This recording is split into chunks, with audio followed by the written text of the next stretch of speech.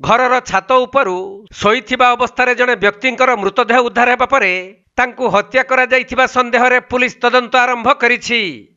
एपरी घटना बरगढ़ जिला भेडेन थाना सहरा टिक्रा रे घटिथिबा बेले मृत व्यक्ति जनक हेउछंती सहरा टिक्रा गाँर मगनिया सेठ। मिलिथिबा सूचना अनुसार गतकाली राति रे मगनिया सेठ निज घरर छात उपरे शोइथिले।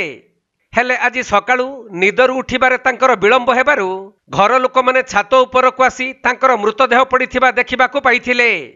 तबे तांको बेकरे कला दाग सहित आंठुरे क्षत चिन्ह रहिथिबारु तांको केही हत्या करिथिबा अनुमान करा जाउछि। परे भेडेन पुलिस को ए नै खबर दिया जिबारु पुलिस पहुंची घटनार प्राथमिक तदंत करिथिले। एहा परे साइंटिफिक टीम और संधानी कुकुर घटनास्थल रे पहुंची एहार अधिक तदंत जारी रहिथिबा सूचना मिलिछि। सेपटे एही घटनाटी अंचल रे चांचल्य खेलाई दैथिबा बेले मगनियाଙ୍କ पुओ पुलिस काबू करी थाना को नहीं बापांक हत्या संदेह रे अधिक पचरा उचरा करुछि।